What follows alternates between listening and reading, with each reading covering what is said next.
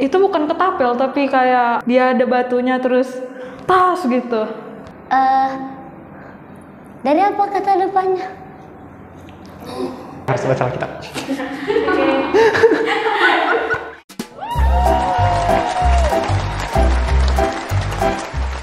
Hai guys, selamat datang di channel YouTube YBS Ministry.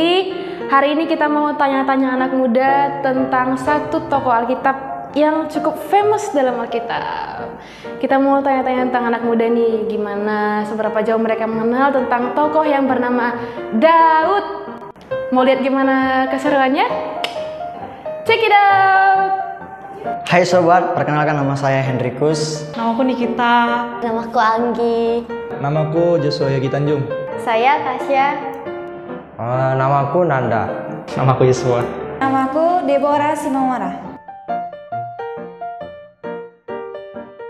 Kenal? Lumayan. Tahu? Kenal dong. Jadi gembala domba. Apa? Apa? Jadi apa ya? Jadi apa Kak? Lupa aku Kak. Sebelum jadi raja, kerjaan Daud jadi apa? Aku kerjain tahu jadi penggembala domba. Nggak tahu. Nama istrinya Daud? Nama istri Daud? Nama Daud kan? Kenal? Nggak tahu. Sarah. Siapa Sarah? Nama istrinya Daud? Bathsheba. Nggak tahu. Tuhan Yesus. Yonatan. Saya sendiri nggak. Anaknya Raja Salomo. Nama sahabatnya Daud? Lagi lupa aku, nggak tahu deh. Nggak tahu. Si Yonatan. Mengambil istri orang. Bunuh orang. Berbuat zina. Ngambil istri orang. Berzina. Menginginkan istri orang. Nabi Samuel? Nabi ya. Aduh.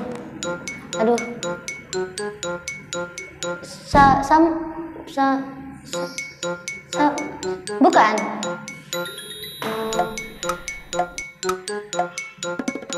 Lah, next. Samuel. Nggak tahu. Nabi Elia. Ketapel dan batu. Itu bukan ketapel, tapi kayak dia ada batunya terus tas gitu. Apa sih? Apa itu namanya? Enggak, ketapel. Bukan, mana ketapel. Yang kayak gini-gini tuh. Itulah.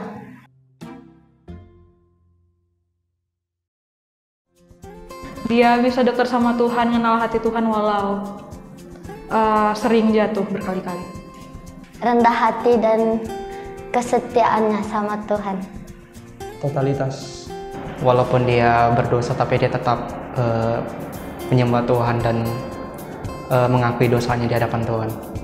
Dia mendahulukan hubungannya dari Tuhan dari segalanya. Teladan dari Daud yaitu selalu percaya sama Tuhan.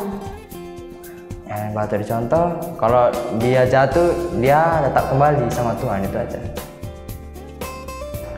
Oke guys, itu dia. Udah lihat sendiri kan gimana jawaban-jawaban mereka tentang kisah seputar Daud ini. Gimana? Ternyata masih pada banyak yang lupa kan tentang Daud. Nah, jadi kesimpulannya dari semuanya, yuk kita baca Alkitab lagi supaya kita bisa mengerti, kita mempelajari, dan kita bisa mengikuti teladan dari Daud ataupun tokoh-tokoh yang lainnya. Pasti yang bisa dipelajari dari seorang Daud? Yang pertama, Daud kenal hati Tuhan dan memuji menyembah Tuhan menjadi kesukaannya. Yang kedua, sekalipun Daud jatuh ke dalam dosa, Daud memilih untuk bangkit dan kembali datang kepada Tuhan. Dan yang ketiga, sekalipun Daud kecil, Daud berani melawan Goliat yang besar. Kenapa? Karena Daud tahu Tuhan yang besar bersama-sama dengan dia untuk menyertai dia. Itu dia hal-hal yang bisa kita pelajari dari seorang Daud dan masih banyak lagi yang lain. Dan di momen ini aku pengen bilang buat semua teman-teman, apapun yang mungkin kamu hadapi, Goliat apapun yang mungkin kamu hadapi hari ini, yuk tetap andalkan Tuhan, datang sama Tuhan, panggil Tuhan, andalkan Tuhan, dan Tuhan yang akan selalu bersama-sama dengan kamu, memberikan kamu kemenangan demi kemenangan. Tuhan Yesus memberkati.